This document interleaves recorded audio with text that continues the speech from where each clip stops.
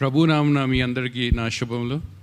It's been a while since I've come here and really glad to see everyone. మిమ్మల్ని అందరినీ కూడా చూడడం చాలా సంతోషంగా అనిపిస్తుంటుంది. There's a long story between when I last came here until now. నేను ఇక్కడికి వచ్చినప్పటి నుంచి ఇప్పటికి చాలా పెద్ద కథ ఉంది. It was mostly around the birth of my son Kian. నా యొక్క చిన్న కుమారుడు కియాన్ యొక్క విషయమై. I think a picture is worth 1,000 words, so we'll roll a video so you can see some of it. ఒక పటము చూపిస్తే 1000 మాటల కంటే కూడా ఎక్కువగా దాని అర్థం తెలియజేయబడుతుంటుంది. కాబట్టి నేను అది చూపించాలని కోరుతున్నాను.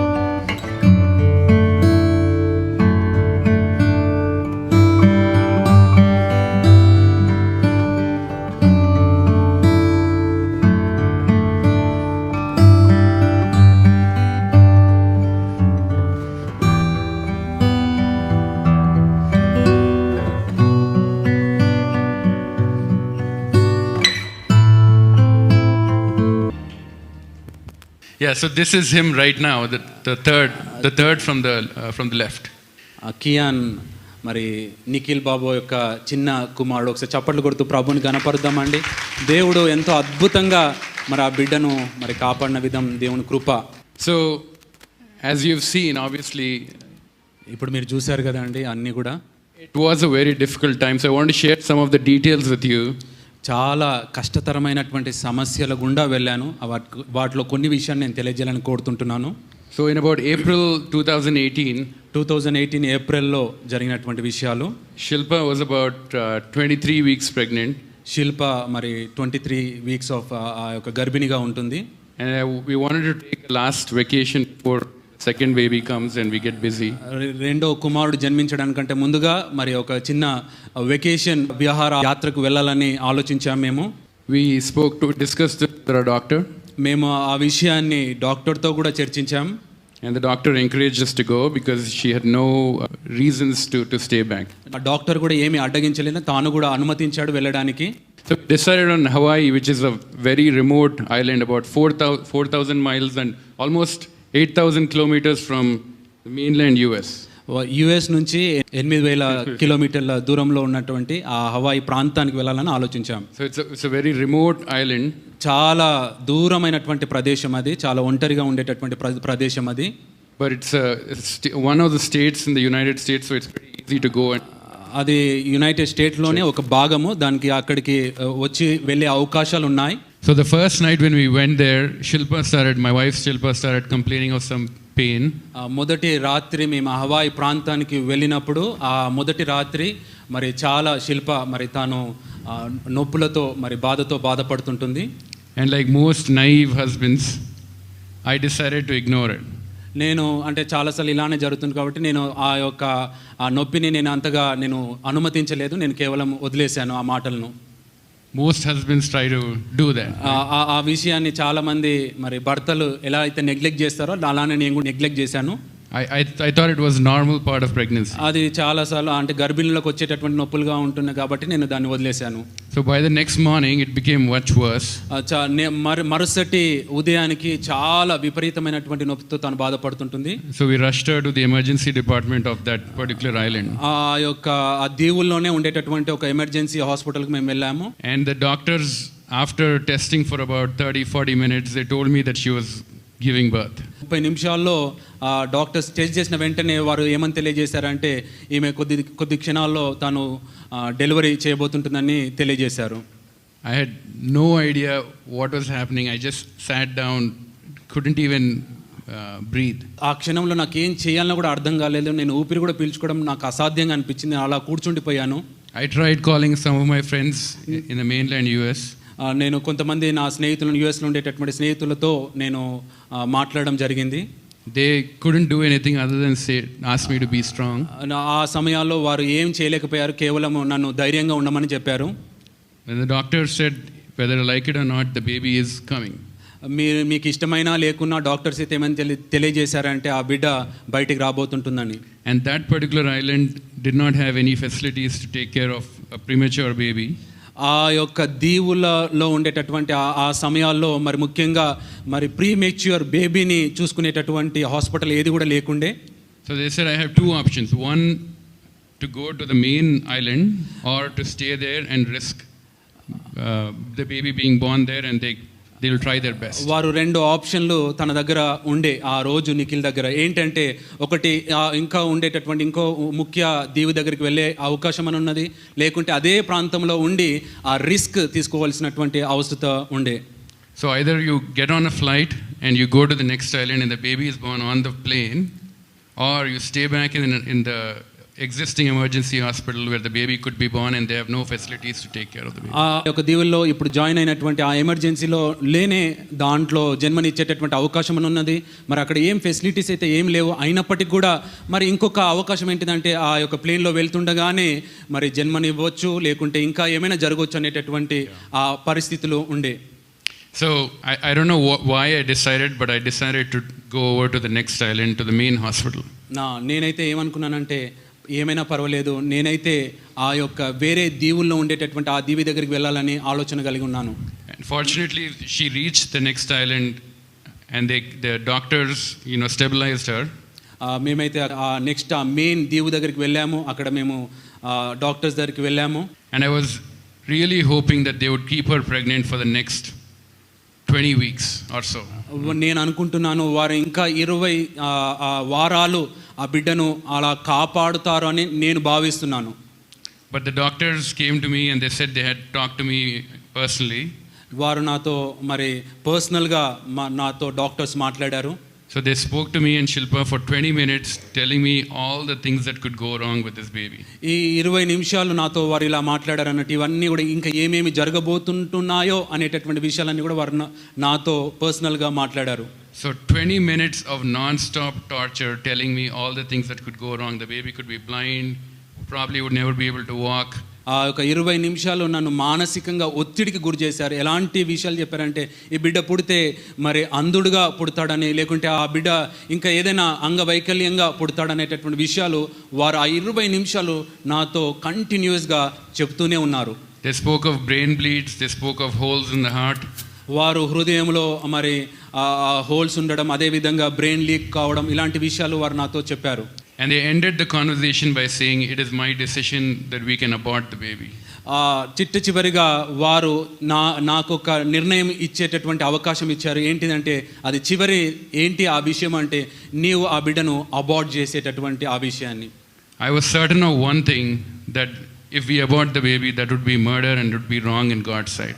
ఒకవేళ నేను అబార్ట్ చేస్తే అది దేవుని వాక్యానుసారం అది హత్య చేయడం అనేటటువంటి విషయాన్ని మాత్రం నేను తెలుసుకొని ఉన్నాను. So we decided that we come whatever is the situation, that we will go ahead with this. ఎలాంటి పరిస్థితి అయినా కానివ్వండి నేను దాన్ని ఎదిరిస్తానని మరి ఆ డెలివరీకి నేను అనుమతి ఇచ్చాను. And then started 5 days of labor for my wife. శిల్ప గారికి మరి 5 రోజుల ఆ యొక్క నొప్పులతో తను బాధపడింది. So the doctors did everything to keep the baby back, but the baby really wanted to come out. చాలా డాక్టర్స్ చాలా ప్రయత్నం చేశారు. ఆ గర్భంలోనే ఉండడానికి కలిగినటువంటి ప్రయత్నాలు వారు ఎన్నో చేశారు. కానీ ఆ యొక్క లోన ఉన్నటువంటి ఆ శిశువు బయటికి రావడానికి ప్రయత్నం చేశాడు. They pumped her with lots of medicines, but nothing worked. ఎన్నో మాత్రలు, ఎన్నో చికిత్సలు వాళ్ళు చేశారు. అయినప్పటికీ కూడా అవన్నీ కూడా ఫలితం లేకుండా అయింది. And I'm sure a lot of you can imagine what 1 hour of labor, 2 hours of labor feel like. Imagine 5 days. ఒక్కసారి ఊహించండి, 1 గంట 2 గంటల ఆ నొప్పులే భరించలేం. కానీ ఆ శిల్ప గారు 5 రోజులు తన నొప్పులతో బాధపడుతుంటుంది. And finally at the end of day 5, on April 27th, the baby Kian decided to come. April 27వ తారీఖున 5 రోజుల తర్వాత ఆ యొక్క శిశువు మరి బయటికి రావడానికి దేవుడు అనుమతిని అనుగ్రహించాడు. By God's grace, he was in the hands of some of the best doctors. in the world. దేవుని కృప ద్వారా మరి ప్రపంచంలోనే చాలా ప్రఖ్యాతి కలిగినటువంటి వైద్యుల చేతిలో మరి ఆ బిడ్డ పడడం చాలా అద్భుతం. They did the best they could. వారు చేయవలసినటువంటి ప్రయత్నాలన్నీ కూడా చాలా ప్రయత్నాలు చేశారు. But they were clear with us that there was a 50% chance this baby will never go to the hospital. వారు వైద్యులు ఏమని చెప్పారంటే 50% మాత్రమే, అంటే ఆయన బయటికి ఆ హాస్పిటల్ నుంచి బయటకు వచ్చేటటువంటి అవకాశాలు ఉన్నాయని తెలియజేశారు. అంటే తప్పక 50% ఆయన హాస్పిటల్లో ఉండేటటువంటి అవకాశాలు ఉన్నాయని. So that was obviously devastating for us. అది చాలా బాధాకరమైనటువంటి విషయం మాకు. And in all of this, God's hand was present. ఈ అన్ని విషయాల్లో కూడా దేవుని యొక్క హస్తము మాకు తోడై ఉండే. There's multiple ways in which God sent help. God was a present help for us. చాలా విషయాల్లో దేవుని యొక్క ప్రత్యేకమైనటువంటి కాపుదల మాకుండే. Within 24 hours, 2 people from our church, where I lived in Arkansas, were with us. 2 people from the church flew over and they were with us, serving us. 24 గంటల్లో నేను ఉండేటటువంటి ఆ ప్రాంతం నుంచి మరి ఇద్దరు వచ్చేసి నాతో ఉండడానికి, నాకు సహాయం చేయడానికి వారు వచ్చారు, సహోదరులు. I wish it was here and we had access to all UPF volunteers and all of you. నేను అనుకున్నాను, మరి నేను ఆశిస్తుంటున్నాను మీ అందరూ కూడా రావడానికి కలిగినటువంటి అవకాశాలు ఉండాలని నేను ఆశించాను. But we're living far from our country, it was very difficult. నేను మన దేశం నుంచి నేను వేరుగా ఉన్నాను కాబట్టి, దేశాన్ని వదిలి ఉన్నాను కాబట్టి, అది చాలా దూరమైనటువంటి ప్రాంతం కాబట్టి మీరు రావడానికి అవకాశాలు లేవు. So and then they also contacted a local church. అక్కడ ఉన్నటువంటి ఆ యొక్క స్థానిక సంఘాలను వారు కలుపుకోవడం జరిగింది. And that church really swung into action and they sent all resources to help me and Shilpa. ఆ యొక్క స్థానిక సంఘ కాపరులు కావచ్చు, ఆ సంఘ సభ్యులు కావచ్చు, నాకు వారు రెస్పాండ్ కావడం, వారు నాకు సహాయం చేయడం జరిగింది. They provided us for the place to stay. నేను ఉండడానికి మరి ఒక స్థలాన్ని ఏర్పాటు చేశారు వారు. With food to eat. నాకు కావలసినటువంటి ఆహారాన్ని వారు ఏర్పాటు చేశారు. And they also took care of my then 4-year-old older son Ishai. నా యొక్క 4 years 4 సంవత్సరాల బాబును వారు చూడడం జరిగింది. I would go to the hospital in the morning and by the time I came back, these strangers, total strangers, would wash my clothes, fold it and put it on the bed ready. నేను మరి ఉదయమే లేచి హాస్పిటల్కి వెళ్ళిన వెంటనే మరి నేను వచ్చేంత లోపు నా ఈ యొక్క సహోదరులు వారన్నీ కూడా వారు సిద్ధం చేసి ఉంచేటటువంటి వారు. ఈవెన్ నా బట్టలు కూడా, నా యొక్క వస్త్రాలను కూడా ఉతికి చక్కగా ఐరన్ చేసి పెట్టేటటువంటి వారు. It was unbelievable for me that total strangers would do that. వారు నాకు వారితో ముఖ పరిచయం ఏమీ లేదు, మాట పరిచయం లేదు, అయినప్పటికీ కూడా అలాంటి సహాయం వారు చేశారు. So and then after Kian was born, he was put in the NICU, in the NICU. Kian అనేటటువంటి ఈ శిశువు జన్మించిన తర్వాత ఆయనను ఐసీయూలో పెట్టారు. The church was praying in America, in India, UPF. మరి అమెరికాలో అదే విధంగా మరి యూపీఎఫ్లో కూడా ఎంతో మంది ప్రార్థన చేశారు. And every single day was a new battle. ప్రతి రోజు కూడా ఒక యుద్ధం వలె ఉండేది. As you saw in the pictures, he was full of tubes.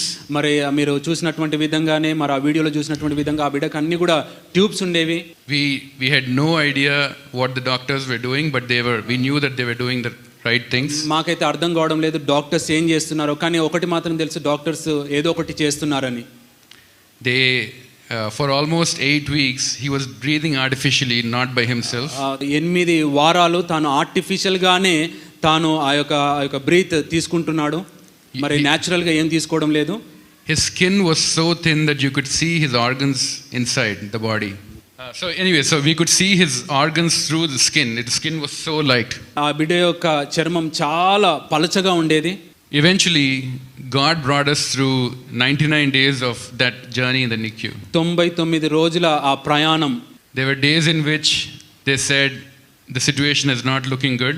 ఈ 99 రోజుల ప్రయాణంలో ప్రతిరోజు కూడా మరి అది పరిస్థితులు ఏవి కూడా మంచిగా లేకుండే. There were days on which they told us that everything looks good.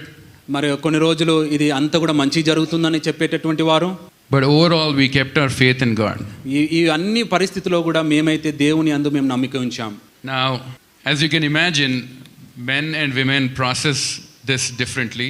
మరి అంటే పురుషుడు మరి అదే విధంగా స్త్రీ యొక్క ఆ యొక్క విధానము చాలా వ్యత్యాసంగా ఉంటుంది. So Shilpa as a mother, she was reacting differently. మరి శిల్ప మరి తాను వేరే విధంగా స్పందిస్తుంటుంది ఆ విషయాలు చూస్తుంటున్నప్పుడు. And I, as a man, and the husband and the father was reacting differently. నేను ఒక తండ్రిగా, ఒక పురుషునిగా, ఒక నాయకునిగా నేను వేరే విధంగా ఆ బిడ్డను చూస్తున్నప్పుడు స్పందిస్తుంటున్నాను. And that is exactly how God designed it. ఆ విధంగా దేవుడు మనల్ని మరి నిర్మించాడు. I want to share a few things that I learned through this journey. ఈ యొక్క ప్రయాణం అంతట్లో నేను కొన్ని విషయాలు నేర్చుకున్న వాటిని మీకు తెలియజేయాలని కోరుతుంటున్నాను. First question that we asked ourselves almost constantly is, why is this happening? Why? మనం చాలాసార్లు ఇలాంటి పరిస్థితుల్లో మనం ఏమి ప్రశ్న వేస్తామంటే ఎందుకు ఇలా జరుగుతుంటుంది? Was it sin? ఇది పాపమా? Or was it just a stupid decision to travel during pregnancy? ఈ యొక్క గర్భిణిగా ఉన్నప్పుడు ఇలాంటి ప్రయాణం చేసినప్పుడు ఇది ఒక బుద్ధి లేని పని చేశానా? Could it have been avoided if we just stayed home? నేను ఒకవేళ ఇంటి దగ్గరనే ఉంటే మరి ఇలాంటి విపత్తులు జరగకపోతుండే కదా? Would none of this ever happened if we had just stayed? నేను ఇంటి దగ్గరనే ఉంటే మరి ఏమి ఇలాంటి జరగకపోతుండే కదా? Fortunately for us, the Bible has the answers to all of this. దేవుని కృపను బట్టి మనకు ఈ బైబిల్లో ప్రతి దానికి జవాబు ఉంది. Number one thing I learned is that God is sovereign over all things. దేవుడు ఇవన్నీ మొట్టమొదటి విషయాన్ని నేను ఏం నేర్చుకున్నట్టే దేవుడు సర్వభౌముడై ఉన్నాడు అనేటటువంటి విషయాన్ని నేను తెలుసుకున్నాను ఈ పరిస్థితులన్నిట్లో. Which means that God is in full control of everything that happens. దీని అర్థం ఏంటిదంటే ప్రతి పరిస్థితి మీద ఆయనకు ఆధిపత్యం, అధికారం ఉందని తెలియజేయబడుతుంటుంది. There's nothing that happens that God surprises God. దేవునికి ఆశ్చర్యపరిచేటటువంటి విషయం ఏది లేదు. There's nothing that happens that God has not preordained. దేవుడు ముందుగానే భవిష్యత్తును ఎరిగినటువంటి దేవుడు ఆయన అన్నిటిని కూడా ఆయన ఉద్దేశపూర్వకంగా జరిగించాడు. Turn with me to Matthew chapter 10 verses 29 through 31. మత్తయి సువార్త 10వ అధ్యాయము. One of you don't mind reading it. 10వ అధ్యాయము తెలుగులో చదవండి. Matthew 10 29 to 31. 31, yeah.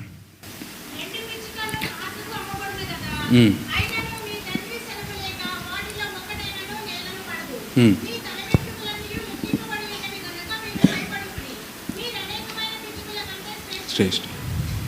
Another verse, Proverbs 16:33. The lot is cast into the lap, but every decision is from the Lord. చీట్లు వేయబడుతుంటుంది కానీ దేవుని యొక్క నిర్ణయమే జరుగుతుంటుంది అనేటటువంటి విషయం తెలియజేయబడుతుంటుంది. And the best example of all in the Bible, Job, the book of Job. యోబు గ్రంథంలో వీటన్నిటి కూడా ఒక చక్కని జవాబు ఉంది. I'm no way close to what Job experienced. నేను అంటే యోబు పరిస్థితికి నేను ఏమి సరితూగినటువంటి వాడిని కాదు. But that's a great example of what happened. Job 42:2. యోబు 42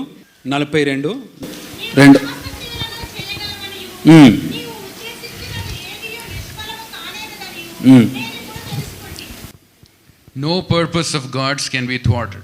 దేవుని యొక్క ఉద్దేశాలన్నీ కూడా ఏది కూడా నిష్ఫలం కానేరదు అనేటటువంటి విషయం తెలియజేయబడుతుంటుంది. So what I'm saying is God's sovereign control means that we can go bravely into life. దీని ఉద్దేశం ఏంటిది అంటే దేవుడు సర్వభౌముడై ఉన్నాడు. మనం ప్రతి పరిస్థితిలో కూడా మనం ముందుకు వెళ్ళడానికి ఆస్కారం ఉన్నది. Trusting that our loving Father sees the bigger picture. దేవుని ఆ పరమ తండ్రి యందు నమ్మిక ఉంచి ఆ యొక్క గొప్ప పటాన్ని చూస్తూ ముందుకు వెళ్ళిపోవాలి. And is faithfully working everything for His glory. ఆయన మహిమార్థమై ఆయన నమ్మకంగా మన ఎడల ప్రవర్తిస్తుంటున్నాడు. Hallelujah. Hallelujah. So that was number one. Number two is suffering. అది మొదటిది. రెండవది శ్రమించడం లేకుంటే కష్టపడడం లేకుంటే శ్రమల గుండా వెళ్ళడం. What I learned is suffering is one thing that is common for everybody in the world. Suffering అనేది అంటే ఈ శ్రమ పడడం అనేది ప్రతి ఒక్కరికి ప్రపంచంలో ప్రతి ఒక్కరికి కూడా అది అనుమతిస్తుంటుంది. Is there anyone here who can raise their hand and tell me you have not suffered anything? నేను ఇక్కడ ఎవరైనా ఉన్నారా అండి నేను శ్రమ పడకుండా ఉన్నాను అనేటటువంటి వారు ఎవరైనా చేయి లేపగలుగుతారా అండి? Maybe anyone under 5 years old can raise their hand. ఎవరైనా 5 సంవత్సరాల లోపు ఉండేటటువంటి వారు మీరు చేయి లేపొచ్చండి. So if you turn Peter says in 1 Peter, మొదటి పేతురు, do not be surprised as if something strange were happening to you when you are suffering. మీరు శ్రమింపబడుతుంటున్నప్పుడు కష్టపడుతుంటున్నప్పుడు మీకు శ్రమల పాలైనప్పుడు మీరు ఏం కూడా ఆశ్చర్యపడనవసరం లేదని పేతురు భక్తుడు అంటున్నాడు. God has designed suffering for each and every one of us. ప్రతి ఒక్కరి కొరకు కూడా ఆయన శ్రమను కష్టాన్ని మరి అనుమతిస్తుంటున్నాడు. Why? To mold us and make us more like His Son. ఆయన ఎందుకు అనుమతిస్తున్నాడు అంటే ఆయన యొక్క ప్రియ కుమారుని వల్లే మలచడానికి మారడానికి మనల్ని ఇవన్నీ కూడా అనుమతిస్తుంటున్నాడు. Okay, now so what about sin? ఇప్పుడు పాపం గురించి ఏం మాట్లాడదాం? Sin has consequences. మరి పాపానికి మరి పర్యవసనం. But not all suffering is due to sin. మరి ప్రతి ఒక్క కష్టం కూడా పాపం వల్లనే రాదు. I'll go back to Job's example. యోబు గురించి నేను మాట్లాడాలని ఆశిస్తుంటున్నాను. So Job's suffering was not brought on by any specific sin which he had committed. ఆయన యోబు పాపం చేసినందుకు ఆ కష్టానికి గురి కాలేదు. I know it is easy to engage in self-blame every time something wrong happens. మనము కొన్నిసార్లు అనుకుంటాం ఇది పాపం చేసినందుకే వచ్చిందని మనం అనుకుంటుంటాం. In fact, we do it to others too. మనం ఇది వేరే వారికి కూడా వర్తిస్తుంటుంది, అంటే వేరే వారిని కూడా మనం పాయింట్అవుట్ చేస్తుంటాం. When somebody is going through a bad time, we say he or she must have done something wrong. ఆయన కొంతమంది కొన్ని కష్టాల గుండా వెళ్తున్నప్పుడు ఆయన ఏదో పాపం చేశాడు కాబట్టి ఇలా జరుగుతుందని మనం చెప్తుంటాం. But Job was one of the most righteous men. యోబు చాలా నీతిపరుడు అని దేవుని వాక్యం సెలవిస్తుంటుంది. He feared God and he turned away from evil. ఆయన మరి పాపం నుంచి ఆయన పాపానికి దూరంగా ఉన్నాడు, దేవునికి భయపడ్డాడు. So God may have secret purposes. మరి దేవునికి చాలా రహస్యమైనటువంటి ఉద్దేశాలు ఉన్నాయి. In our suffering that we may not know anything about. మనం పడుతున్నటువంటి శ్రమల్లో మనం అన్నిటిని కూడా గ్రహించలేం. Job knew nothing about the interaction between God and Satan. యోబుకు మరి దేవునికి మరి అదే విధంగా సాతానుకి మధ్యలో జరుగుతున్నటువంటి ఆ సంభాషణ గురించి యోబుకి ఏం తెలియదు. That happened in the invisible spiritual realm. అది ఒక అదృశ్యమైనటువంటి లోకంలో, ఆ యొక్క ఆత్మీయమైనటువంటి లోకంలో ఆ సంఘటన జరుగుతుంటుంది. But God used suffering to display Job as one of the choicest of his servants. ఈ యొక్క శ్రమలు మరి యోబును ఒక నీతిపరునిగా మార్చడానికి, ఒక నమ్మకస్తునిగా మార్చడానికి మరి దేవుడు ఆ యొక్క అనుమతించాడు. It was Job's faith, not the lack of it, that God was displaying. యోబు యొక్క నమ్మకత్వాన్ని బట్టి లేకుంటే యోబు యొక్క విశ్వాసాన్ని బట్టి ఇవన్నీ కూడా వచ్చాయి. So if we apply these lessons to ourselves, ఇవన్నీ కూడా మన యొక్క జీవితానికి మనం అన్వయించుకున్నట్లయితే, there's 3 takeaways I want to leave you with. ఈ విషయం నుంచి మనం 3 విషయాలు మనం నేర్చుకోవచ్చు. Number 1, your circumstances are not necessarily the result of your specific sin. మన యొక్క పరిస్థితులు లేకుంటే మనకున్నటువంటి ఈ యొక్క పరిస్థితులన్నిటిని కూడా ఇవన్నీ కూడా ఏదో పాపం వల్లనే వచ్చినాయని అనుకోకూడదు. But because you're part of God's larger plan.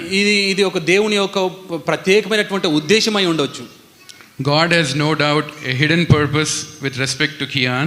మరి ఏ విధంగా అయితే కియాన్ విషయంలో ఎలా అయితే ఆయన యొక్క ఉద్దేశం కలిగి ఉన్నాడో మన ఎడల కూడా అలాంటి ఉద్దేశాలు కలిగి ఉన్నాడు.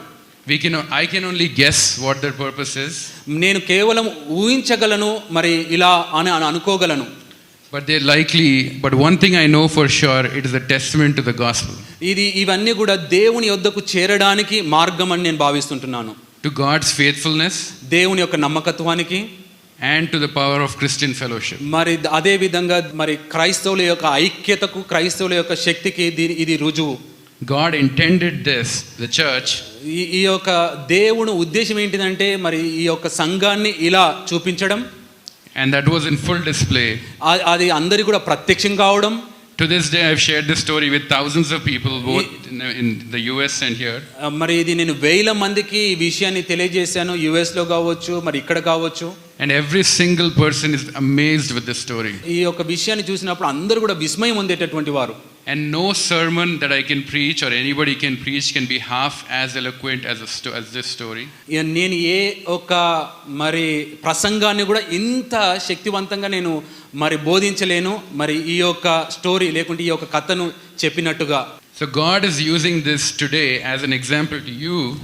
మరి ఈ యొక్క విషయాన్ని మన అందరికి కూడా మరి ఒక ఉపమానంగా తెలియజేస్తుంటున్నాడు. That to remain faithful is paramount, is of top importance. ఇది అన్నిటికంటే ముఖ్యంగా నమ్మకంగా ఉండడం చాలా ప్రాముఖ్యమైనటువంటి విషయం. And we should pray that God upholds our confidence in him. మనం ప్రార్థించాలి ఆయన నమ్మకత్వం మన ఎడల చూపించాలి అని. And his unseen purposes. మరి అదొక కనబడనటువంటి ఆ యొక్క పరిస్థితుల కొరకై. You can only connect the dots of your life looking back. మనం వెనుకల చూసి అవన్నిటిని కూడా మనం కనెక్ట్ చేయవచ్చు. You can't connect them looking forward. మనం ముందు చూస్తూ వాటన్నిటిని కూడా జోడించలేం. So key reflections. Number 1, trust in God's provision through his people. కొన్ని ప్రాముఖ్యమైనటువంటి విషయాలు ఏంటంటే దేవుని యందు మనం నమ్మిక ఉంచాలి. No matter the outcome, you're already safe in the arms of Jesus.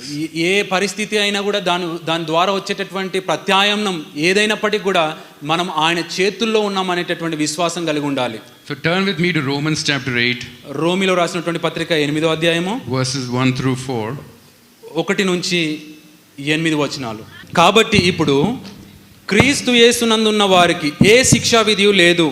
క్రీస్తు యేసునందు జీవంనిచ్చు ఆత్మ యొక్క నియమం పాప మరణముల నియమం నుండి నన్ను విడిపించెను. ఎట్లనగా ధర్మశాస్త్రం దేన్ని చేయజాలకపోయెనో దాన్ని దేవుడు చేసెను. శరీరను అనుసరింపక ఆత్మను అనుసరింపియే నడుచుకును మనయందు ధర్మశాస్త్ర సంబంధమైన నీతి విధి నెరవేర్చబడవలెనని పాప పరిహారార్థ నిమిత్తము దేవుడు తన సొంత కుమారుణ్ణి పాప శరీర కారణముతో పంపి ఆయన శరీరమందు పాపమునకు శిక్ష విధించెను. There is no condemnation for those who are in Christ Jesus. క్రీస్తు యేసునందు ఉన్నటువంటి వారికి ఏ శిక్షా విధి లేదు.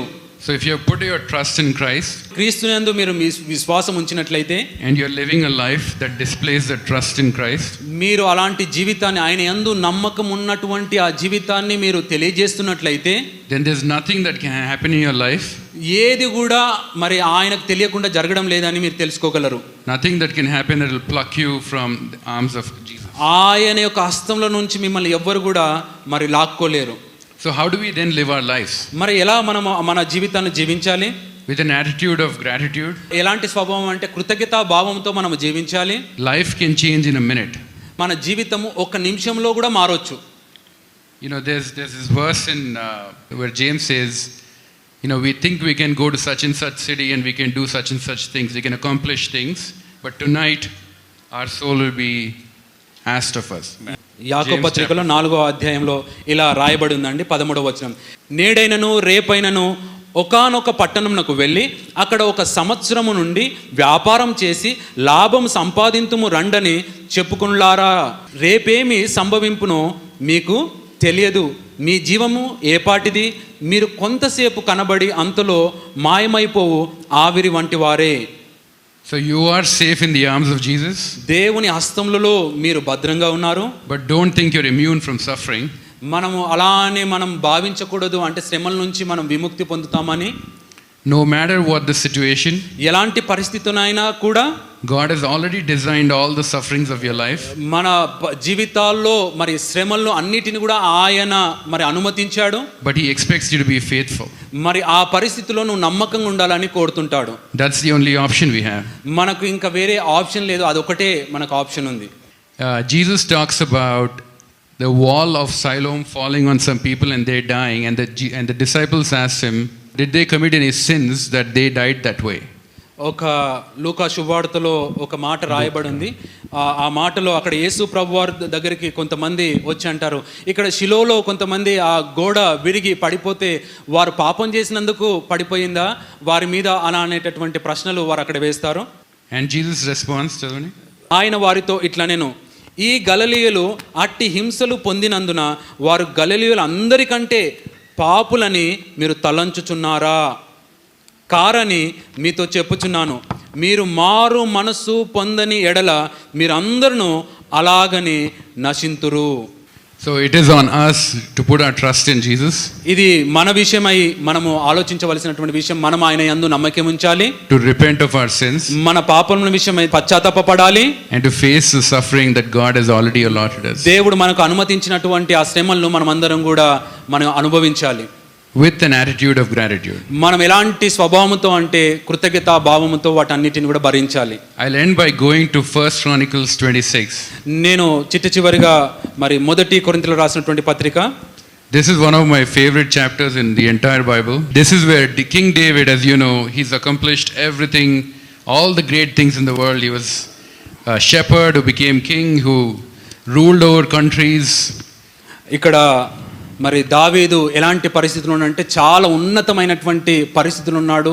మరి దేశాలను ఏలుతుంటున్నాడు. మరి గొర్రెల మంద నుంచి మరి గొర్రెల దొడ్డి నుంచి ఆయన రాజ రికంలోనికి వచ్చాడు. Yeah, I won't read the entire passage, but I would love for you to go back and read it at home. ఆ యొక్క అధ్యాయం అంతా కూడా మీరు తప్పక ఇంటికి వెళ్ళి ఆ అధ్యాయం అంతా కూడా చదవండి. నాకు చాలా ఇష్టమైనటువంటి అధ్యాయం ఈ అధ్యాయము. But this king who has accomplished everything in the world, this is the praise he gives God before he dies. ఈ యొక్క రాజు ప్రపంచాన్ని అంతటిని కూడా మరి సంపాదించిన తర్వాత చెప్తున్నటువంటి మాటలు ఈ యొక్క మాటలు. He acknowledges God. ఆయన దేవుణ్ణి ఒప్పుకుంటాడు. And that he is nothing but vapor. నేను కేవలం ఒక ఆవిరి లాంటి వాడిని అని తెలియజేస్తుంటాడు. So if King David can do that, who are we?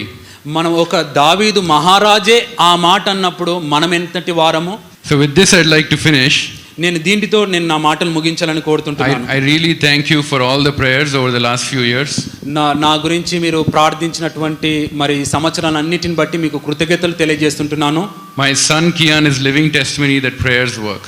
నా యొక్క ప్రియ కుమారుడు మరి కియాన్ ఒక మరి ప్రత్యక్ష సాక్షి, మన ప్రార్థనలన్నీ కూడా ఆయన ఆలకిస్తున్నాడు అని. I have done nothing great in my life. నేను నా జీవితంలో ఏం గొప్ప పని ఏం చేయలేదు, other than being born to my parents. నేను ఒకటే గొప్ప పని చేశాను, నా తల్లిదండ్రులకు నేను జన్మించాను. My mother works relentlessly. నా తల్లి మరి విరామం లేకుండా పని చేస్తుంటుంది. I keep getting notifications in WhatsApp of all the messages that she gives and all the different Christmas programs she holds. నాకు వాట్సాప్లో నోటిఫికేషన్లు వస్తుంటాయి, మరి అమ్మగారు ఎక్కడెక్కడ మరి వెళ్తుంటున్నారు, అదే విధంగా మరి ఎక్కడెక్కడ ప్రసంగాలు చేస్తుంటున్నారు, ఎలాంటి ప్రోగ్రామ్స్ యునైటెడ్ పీపుల్ ఫెలోషిప్లో జరుగుతున్నాయి, అవన్నీ కూడా నోటిఫికేషన్ నాకు ఎప్పటికప్పుడు వస్తుంటాయి. I praise God that at her age she is able to do all of that. ఈ యొక్క వయసులో తాను ఇలాంటి గొప్ప పనులు చేసినందుకే నేను ప్రభువుని స్తుతిస్తుంటున్నాను. And it's a huge blessing for me, and I'm sure a huge blessing for all her spiritual children as well. గొప్ప ఆశీర్వాదం నాకు, అదే విధంగా ఆత్మీయ బిడ్డలందరికీ కూడా మీకు కూడా ఆశీర్వాదం నేను నమ్ముతున్నాను. Thank you so much.